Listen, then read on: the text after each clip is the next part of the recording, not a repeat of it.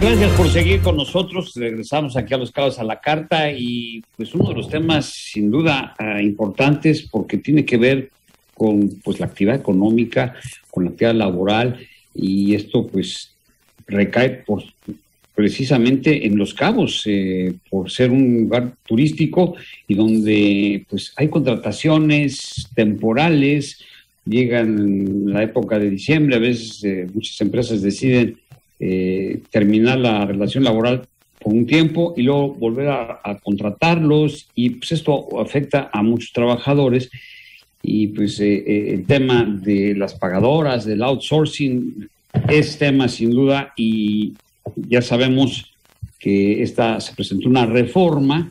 Esta reforma ya fue aprobada en primera instancia por la Cámara de Diputados y ahora pues está en camino a la Cámara de Senadores. Pero para conocer un poco más de qué se trata, cuál es el futuro de las empresas que se dedicaban a esta actividad, conocidas algunas como pagadoras o outsourcing, está con nosotros Víctor Manuel Calleja Lagos. Él es abogado, especialista en el ramo laboral, en materia laboral, individual, colectiva, etcétera. Su despacho aquí en San José del Cabo, es socio de BLG Baja Legal Group, con amplia experiencia a pesar de su juventud, y pues decidimos consultarlo para que nos dé su visión sobre esta reforma que ya fue aprobada, como decía, en la Cámara de Diputados. ¿Qué de bueno, qué de ventajas y qué desventajas trae esta reforma? Antes que nada, gracias por estar con nosotros, Víctor. Buenas tardes. Buenas tardes, Armando. Muchísimas gracias a ti y a todo tu auditorio por invitarme. Creo que es muy importante que platiquemos de este tema tan controversial que está sucediendo ahorita en México. Como bien dices, se acaba de aprobar anoche en la madrugada el dictamen en la Cámara de Diputados. Entonces, ¿qué va a suceder con la subcontratación o la famosa outsourcing? La subcontratación, como sabemos, se viene haciendo y usando por los empresarios durante muchos años, y si bien sí estaba regulada en la Ley Federal del Trabajo, esta nunca tuvo dientes. ¿Qué quiere decir? Nunca tuvo sanciones fuertes como para que los empresarios y estas empresas se asustaran y dejaran de usar estos esquemas. Bueno, hasta el gobierno federal lo ha usado. Hasta el gobierno sigue usando. Lo sigue actualmente usando. Entonces, ¿qué es lo que hacían estas empresas o qué es lo que hacen actualmente? Pues tienen en la nómina a los trabajadores y entonces cada año o cada cierto tiempo los dan de baja y los vuelven a dar de alta y con ello pierden su antigüedad, pierden sus prestaciones. Estas empresas no generan utilidades, por ende no les pagan PTU, la participación de los trabajadores en las utilidades. Tienen salarios más bajos en el seguro social, por ende cotizan más bajo. Cuando se retiran, entonces la pensión va a ser de ese tamaño.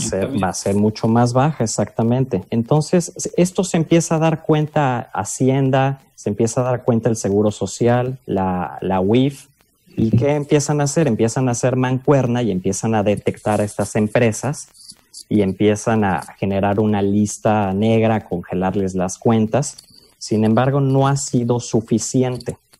Entonces, en 2019 se aprueba el 1 de mayo la reforma más grande a la Ley Federal del Trabajo que ha habido en la historia de México. Sin embargo, al haber sido la más grande, no se habla absolutamente de nada de subcontratación. Entonces, actualmente, ¿qué está pasando? En noviembre del año pasado, el presidente de la República turna a la Cámara de Diputados una iniciativa para regular y inclusive también menciona desaparecer la subcontratación o el outsourcing. En ese momento, pues brincan los empresarios, brinca el sector obrero, los sindicatos y cuestionan a la autoridad de, pues, ¿qué vamos a hacer si pues, estas empresas generan trabajos, generan empleos? Entonces necesitamos llegar a un consenso en donde pues todos estemos de acuerdo y se llegó a la decisión de que no se deben de desaparecer, sino se deben de regular. Se empezaron a hacer mesas de diálogo en la Cámara de Diputados Y pues por presiones del gobierno dijeron, no, ya basta de pláticas, tenemos que ya decidir qué vamos a hacer con este tema. Y la semana pasada llegan a un acuerdo en donde los principales puntos que llegan son los siguientes. La Secretaría del Trabajo va a crear un registro nacional de empresas de subcontratación. Es decir, las empresas que quieran prestar sus servicios de subcontratación deben de darse de alta con la Secretaría del Trabajo. Se va a formar un patrón que va a ser público y donde si desea subcontratar tiene que estar esa empresa dentro de este patrón aprobado. Oye, me imagino que entre las condiciones pues tendrían que ser por cuestiones de especialización, ¿no? Porque es correcto. Esa palabra es totalmente clave, Armando. Para que tú puedas subcontratar, tiene que ser un servicio especializado. Es decir, que tu propia empresa no lo pueda hacer y por ende necesites subcontratar ese trabajo o ese servicio con alguien más. Sin embargo, si tú lo puedes hacer, tú contrata a esa persona y ponla en tu nómina y reconócele todos sus derechos laborales. Que también se habló, se prohíbe el insourcing. ¿Qué quiere decir el insourcing? Es cuando la empresa matriz A crea una empresa B y entonces pone a todos sus trabajadores en la empresa B. Sin embargo, pues la unidad de producción es la A. Todo el mundo trabaja en la A y está generando en la A. Entonces una pantalla, ¿no? Es como si fuera una pantalla para que puedas contratar. Es como una pantalla y son empresas hermanas. Sin embargo, a la hora de repartir utilidades, llegan los trabajadores. Oye, mis utilidades. No, pues es que no hay porque la empresa que generó dinero fue la A y tú estás en la B. Aquí no hay utilidades en la B, aquí nada más hay nómina y lo que entró salió. Aquí no hubo ganancias. ¿Y esto cómo se va a regular? O sea, la aplicación, la implementación es la clave, ¿no? ¿Cómo se va a hacer? Esto es lo clave, que es lo que no existía en la Ley Federal del Trabajo.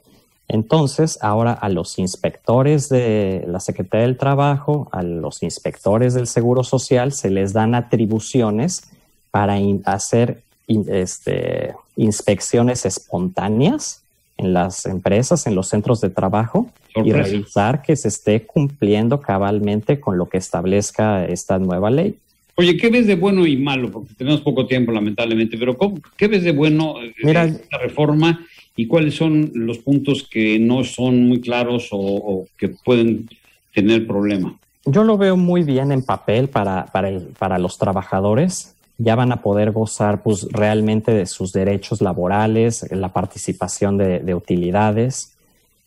Lo que veo un poco complicado es que a raíz de la pandemia, pues el sector empresarial sigue muy golpeado. Entonces, ahorita realmente no hay dinero y yo no sé si el sector empresarial vaya a decir, pues tengo que cumplir, pero voy a tener que recortar empleos o voy a tener que hacer cambios porque realmente ahorita no me está rindiendo el dinero para dar cumplimiento con esto. Entonces, si bien es muy buena la reforma, yo creo que lo que busca el gobierno, más que el trabajador, es eliminar estas empresas que estaban defraudando al fisco de una manera impresionante. El Seguro Social pues también necesita dinero porque ahorita está en números rojos. Entonces, por ahí va un poquito más la cosa. Pues, en términos generales es positiva esta reforma, ¿no? Es positiva siempre y cuando el empresario se ponga las pilas, se asesore correctamente y empiece a poner ya a su gente en regla, en orden y en su nómina propia. ¿Pronóstico para la Cámara de Senadores? ¿Será aprobada sin ningún problema? Yo veo que va a arrasar en Cámara de Senadores. Pues muy bien, pues agradecemos mucho tu participación, Víctor Calleja. Él es abogado del grupo y socio de BLG Baja Legal Group, aquí en San José, ¿verdad? ¿Estás en San José? En San José, en Plaza del Cardón. Exactamente. En Plaza del Cardón, aquí muy cerca de Fonatur. Es correcto, pasandito la glorieta, y ya estamos a sus órdenes. Del campo de golf. Y bueno, pues gracias de verdad por tu contribución a este programa, y vamos a estar pendientes porque es un tema que va a seguir y van a surgir dudas, van a surgir pues también preguntas de los dos lados, ¿no? De la parte laboral de los trabajadores y de los empresarios, porque pues ahorita se necesita mucho impulsar la economía y esto puede frenar un poco, ¿no? Correcto, Armando. Vamos a ver qué sucede y con gusto lo seguimos asesorando. Que te vaya bien. Gracias a Gracias. Manuel Calleja. Saludos a todos.